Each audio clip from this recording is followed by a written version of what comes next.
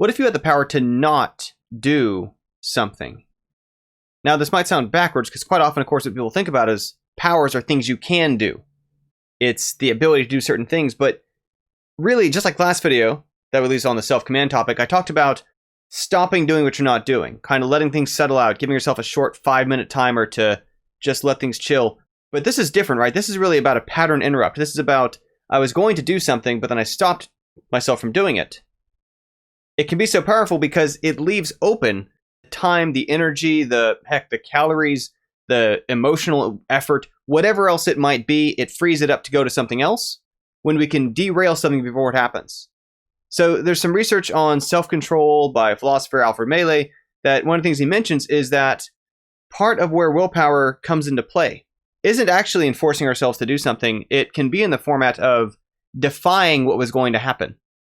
And I think the example kind of used in there is a bit of both a thought experiment and some actual research being done, was that they get these things, right, where they can monitor what's going on in the brain, and they can certainly, to an extent, within some really, really tight time margin, anticipate whether or not someone is going to, let's say, push a button when there's a sound, or push a button when there's a light, or pull a crank, or some very, very basic interaction that they could actively choose to do or choose to pass on doing. Okay, so picture this scenario. And now let's say that it's so fast and precise, the time it's able to detect that you were going to do it or not do it, and then show you with a light, an indicator, whether or not you were going to do it or not, before you've actually taken the action. Are you still with me?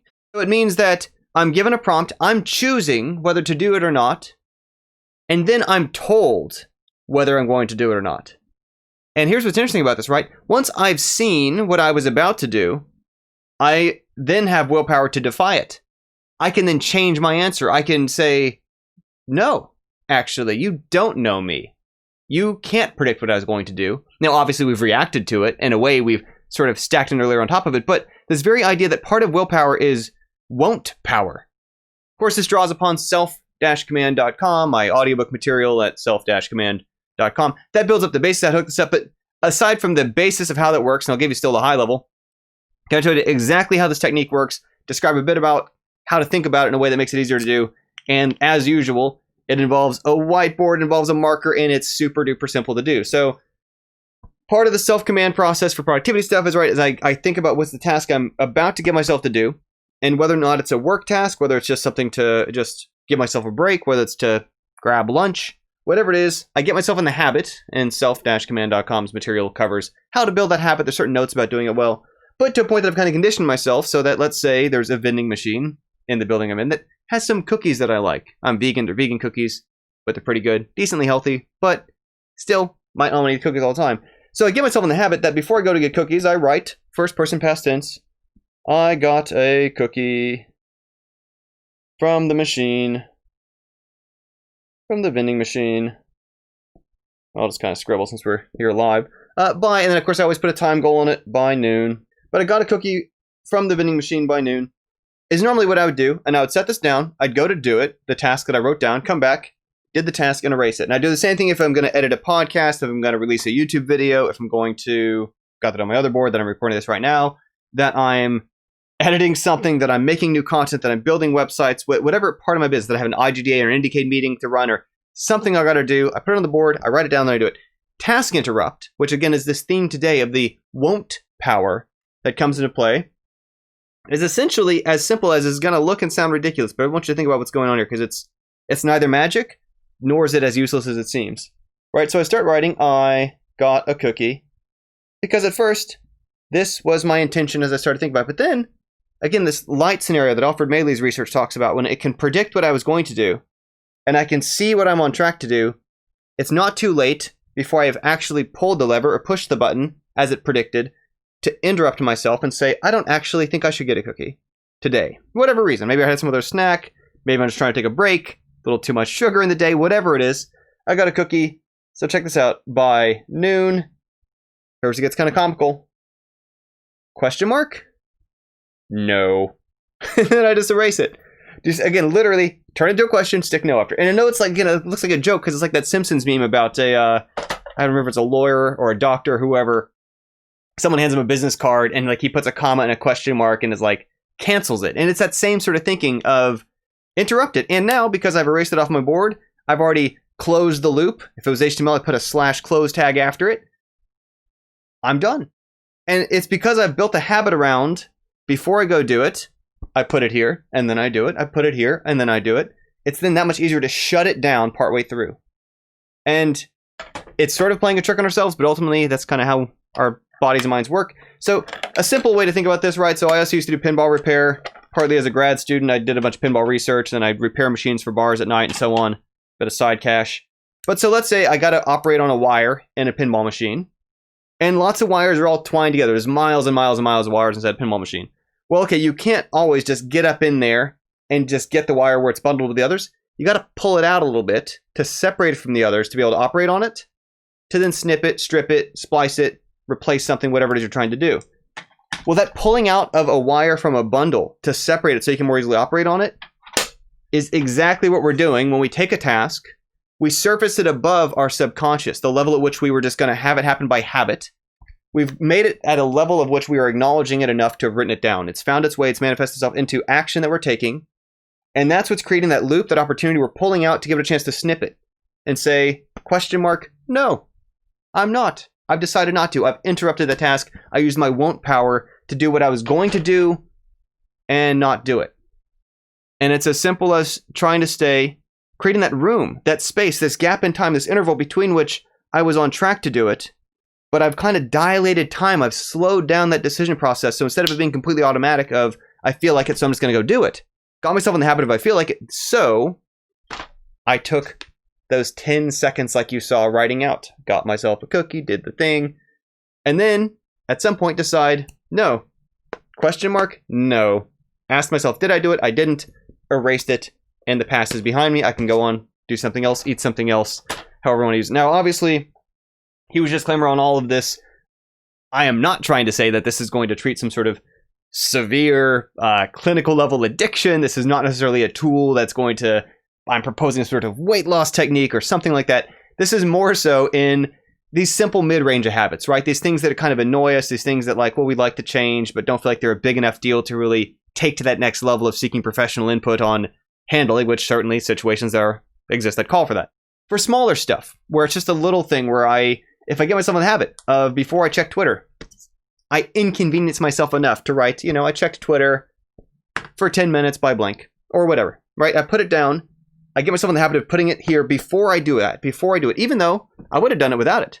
But the reason why I'm putting it on here, again, is to create that space, that interval, to interrupt it. Because it forces me to be a little more cognitive, the word gets thrown around a lot, but a little more in my thoughts about it. Reflective, intentional, deliberate about, is this what I actually mean to do? And if it's not, question mark, no. Erase it, and then I just don't. And it's as simple as, because I had this physical manifestation of my actions outside of myself, and it's not just mushy in my head where it's all nebulous and floating around, easy to rethink, reconsider, change my mind, I can't deny to myself the action that I took reflects my intention, which is that though I intended to do it, I had a stronger intention upon reflection to not do it. And that exercise of won't power, and again, this kind of concept borrowed from Alfred Mele's research and about self-control, is a really useful way to kind of just help not only do the things we mean to do, or to, in this case, not do the things that we meant to not do, which is equally important, in the same way as someone's identity is not just about what they've done, but what they haven't done. In the same kind of way, it's also something that just helps us feel a little more grounded. And I had this conversation this morning with one of my friends who's picked up my self-command material, was looking through it, and he's been like, oh, thank God, because during the pandemic, he's been really feeling, he'll just like lose time and feels unproductive. And like, who could blame anybody for that, right? We're all stressed.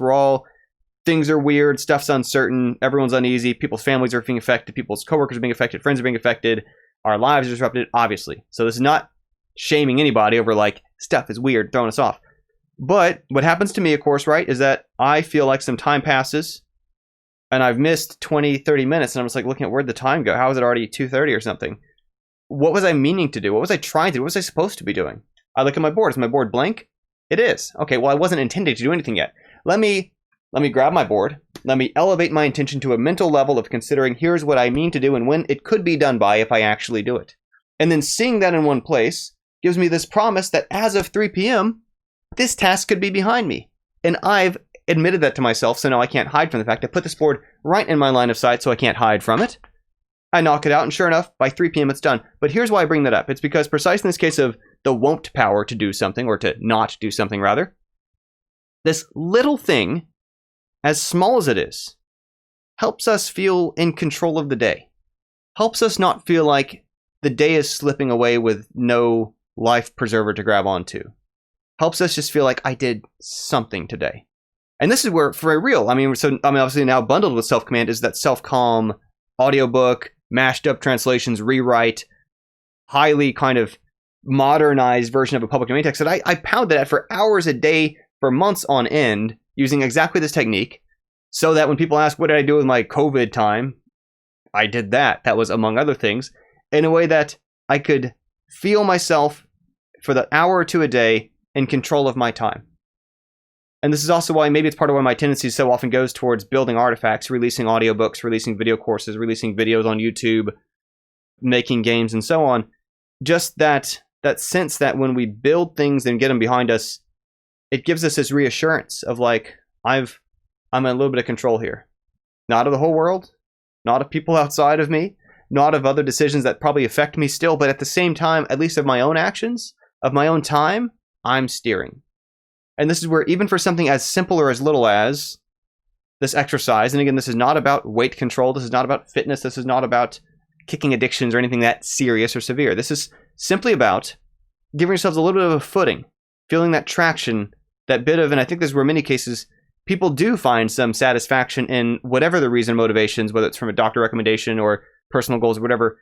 It's part of what people derive out of diets or fitness plans or other stuff, or even, for that matter, book clubs and reading goals and so on, is this little bit of reassurance that I meant to do something and then I did it. So things are going to be okay. Again, think of it as my hands are on the wheel. I turned, the car turned, I'm in control a little bit. And that bit of grounding, as little as it is, for as simple, as trivial as eating a cookie, checking Twitter, whatever it is, that I can interrupt it, helps me not feel like I'm an automaton or it's sliding out of control or I'm not at the helm and so on. So I think it's important. I think it's good for us to feel that sense that I can interrupt things I don't mean to do. And it helps give us this little more hope, this little pulls us away from the hopelessness of it's going to happen. Shoot, I can't stop this. I'm ashamed of this habit, or I want to stop doing this, or whatever. It's one more tool in our tool belt alongside everything else. One more tool in our tool belt to try for. There's a thing that I've been doing. I had a habit of doing. Kind of don't love this habit. Want to change that a little bit. Another way to do it. So last time, of course, again, we talked about for Self-Command, how to stop doing what you're not doing. Today's quite literally, I was about to do it. How do I interrupt that task? And it's as easy as that. Question mark, no, period, erase it. But first, of course, you have to still build up that habit before of I wrote it on the board in first person, past tense, with a time limit, or with an actual time to finish by. Not a time limit. Don't say 30 minutes, because you can just fool your brain of when you actually started. 2:30 p.m., 4 p.m., 7 p.m., etc. Anyway, for more about that, how to build those habits up, how to get those set up, this task interruption, task canceling technique is not covered in Self-Command. This is just like a supplemental beneficial idea added on top of it, right? This is kind of a software routine. That's sort of the operating system. If you're curious about how that works, check out self-command.com. It's been still helping me. It's part of how I get things done. Crank out a lot of stuff. But anyway, thanks for following along. As always, be back with another video soon. Bye for now.